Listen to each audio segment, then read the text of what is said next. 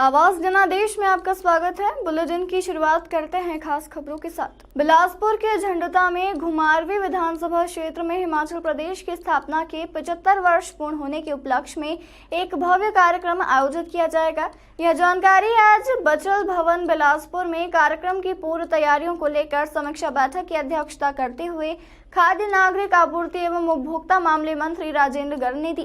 बैठक में विशेष रूप से झंडुता विधानसभा क्षेत्र के विधायक जे.आर. कटवाल और सदर विधानसभा क्षेत्र के विधायक सुभाष ठाकुर उपस्थित रहे। बैठक को संबोधित करते हुए श्री राजेंद्र गर्ग ने कहा कि झंडुता में 5 अगस्त को सुबह 11 बजे तथा घुमारवीं में दोपहर 1 बजे इन कार्यक्रमों की अध्यक्षता माननीय मुख्यमंत्री जयराम ठाकुर करेंगे। कार्यक्रम में बड़ी रैली निकाली जाएगी जिसमें 5000 से भी ज्यादा लोग शामिल रहेंगे। लोगों में चर्चा बने तो उसको करने का, ताकि लोगों को लाने में और सुविधा होती है।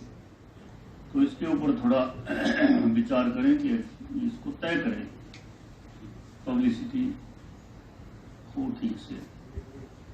और साथ में जो हमारी बसेस के बारे में जो चर्चा हुई, बेसिक आधार हमारा बस ही है, इसलिए इसमें किसी प्रकार की कोई कमी ना रहे। इसलिए 100 बसेस हर जगह लेकर चले, प्राइवेट सरकारी जो भी आपने करनी। इसमें अगर कमी रहेगी तो लोग भी परेशान होते हैं और उसका गलत चर्चा फिर शुरू होती है। तो इसकी ट्रांसपोर्टेशन की जो व्यवस्था है, इसको ठीक ढंग से लोगों को व्यवस्था मिले, इसकी चिंता करनी है। और साथ ही भोजन की जो बात है, भोजन व्यवस्था ठीक हो, उसमें किसी प्रकार की कोई ऐसे स्थान के बारे में, जब स्थान कहीं कम हो तो लोगों में होड़ रहती है बैठने की, स्वाभाविक रूप से होता है। ऐसा था, फिर ऐसा था, फिर ऐसा था।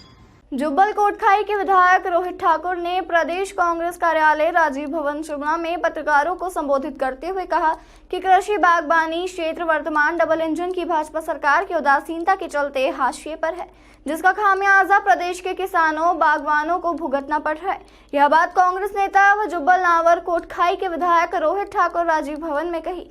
रोहित ठाकुर ने कहा कि प्रधानमंत्री मोदी ने 2022 तक किसानों बागवानों की आय 2 गुना करने की बात कही थी। इसके विपरीत बागवानी में लागत मृत्यु 2 गुनी और आय आधे से भी कम रह गई है और आज भी बागवानों को 1 दशक पुराने दाम मिल रहे हैं।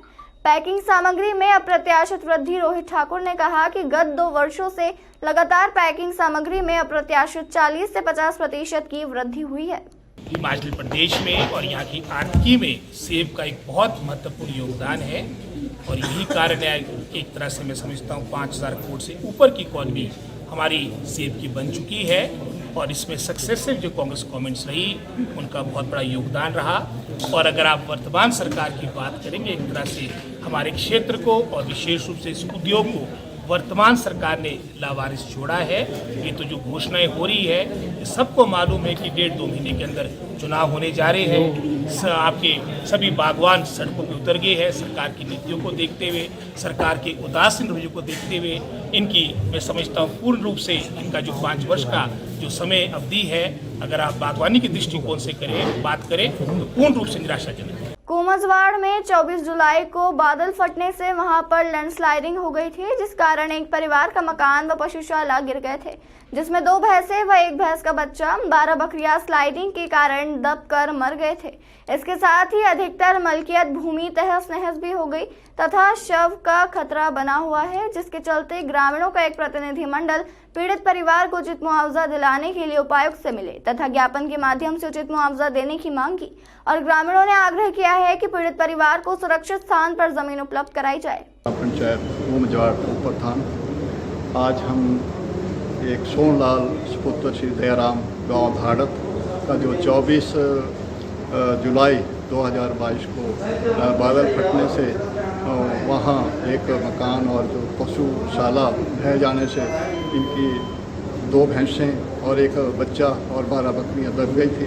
तो इस कारण हम आज जिलाधीश महोदय से यहाँ एक ज्ञापन देने के लिए यहाँ आए हुए हैं कि वहाँ खतरा बरकरार है और जो इनका वहाँ नुकसान हुआ है उसका तो इनका जो आकलन है वो मिलना चाहिए।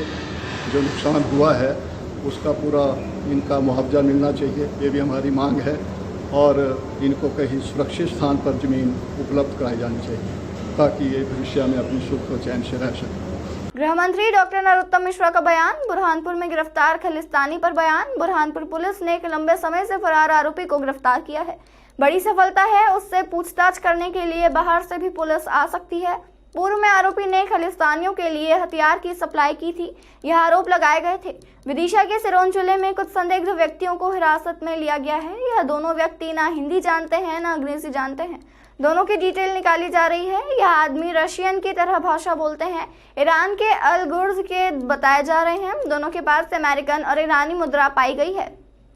विदिशा जिले में 2 संदिग्ध व्यक्तियों को हिरासत में लिया है।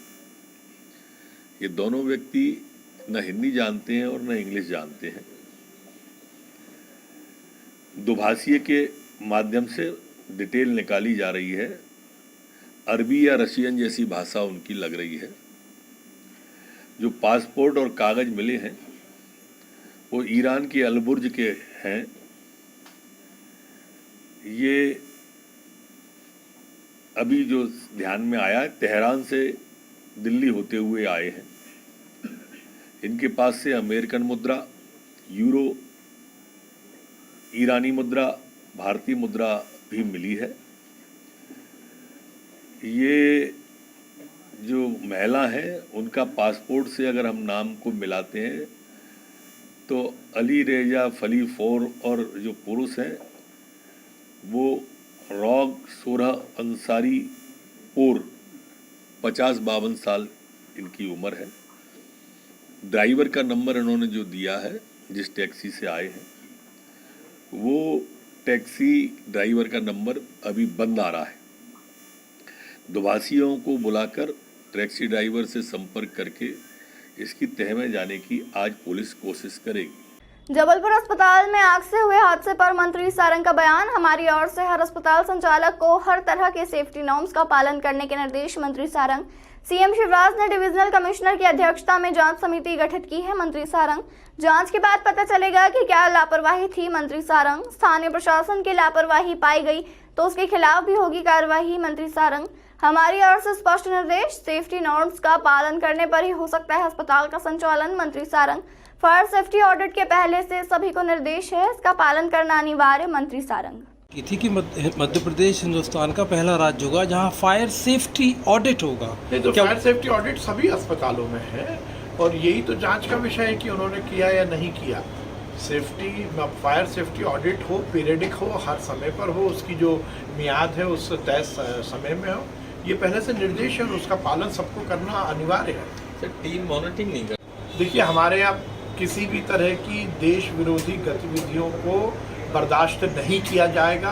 कोई भी संगठन हो, इस तरह की मानसिकता को आगे नहीं बढ़ाया जाएगा। इस पर पूरी तरह से कार्रवाई होगी। देश में बढ़ती महंगाई, बेरोजगारी व भ्रष्टाचार जैसे ज्वलंत मुद्दों को लेकर कांग्रेस पार्टी आनी द्वारा एक जन आक्रोश रैली का आयोजन बीसीसी के नवनियुक्त अध्यक्ष युपेंद्र कौल मिश्रा की अध्यक्षता में किया गया, जिसमें शिमला ग्रामीण के विधायक राजा विक्रमादित्य सिंह ने विशेष रूप से शिरकत की। इस जन आक्रोश रैली में कांग्रेस पार्टी के पदाधिकारियों सहित पार्टी के सैकड़ों कार्यकर्ताओं ने भाग लिया और आनी बाजार में रोष रैली निकालकर प्रदेश की भाजपा सरकार की जन विरोधी नीतियों के खिलाफ जमकर नारेबाजी की।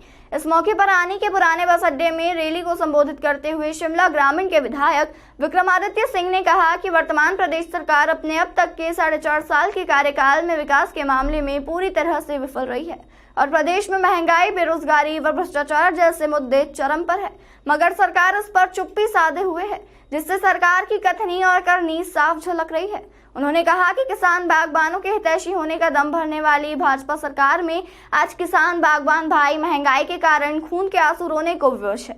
सेब उत्पादन में सालाना 5,000 करोड़ रुपए की आर्थिकी वाले हिमाचल प्रदेश में जीएसटी की मार किसान बागबानों की कमर तोड़कर रख दी है और हाल ही में कैबिनेट के माध्यम से सरकार ने जीएसटी में थोड़ी बहुत कटौती करके लोगों की आंखों में धूल झोंकने का काम किया है। विक्रमादित्य सिंह ने कहा कि जय श्री राम के आलाप पर हिंदुत्व का दम भरने वाली भाजपा सरकार की नाकामयाब जग जाहिर हो रही है। सरकारी नौकरियों में भ्रष्टाचार सर चढ़कर बोल रहा है, मगर सरकार भ्रष्टाचार में संलिप्त अधिकारियों के खिलाफ कार्रवाई करने से विफल रही है, जिससे लोगों में सरकार के प्रति आक्रोश साफ झलक रहा है। उन्होंने कहा कि प्रदेश की जनता पूर्णतः बदलाव के मूड में है, जिसका प्रमाण हाल ही के मंडी लोकसभा उपचुनाव में लोगों ने कांग्रेस पार्टी की प्रत्याशी रानी प्रतिभा सिंह को भारी मतों से जिताकर दिया है। तो सारे के सारे परिस्थितियां जो है वो हमारे अनुकूल होनी शुरू हो जाती है। आज इस बात का ये दर्शाता है कि हम तो साथ है ही है, संघर्ष कर रहे हैं, मगर समस्त देव समाज भी आज हमारे साथ मजबूती के साथ आगे हमको अपना आशीर्वाद दे रहा है और ये कह रहा है कि हमने अपने बागबानों के लिए, अपने किसानों के लिए जो लड़ाई, जो मुहिम शुरू करी है, उसको उसके निर्णायक अंत तक हम ले जाने के लिए प्रतिबद्ध है। और आप लोगों के बीच आज मैं यहाँ पर उपस्थित हुआ हूँ, कांग्रेस पार्टी की ओर से यहाँ पे उपस्थित हुआ हूँ और मैं कुछ बातें आप लोगों के बीच में रखना चाहता हूँ।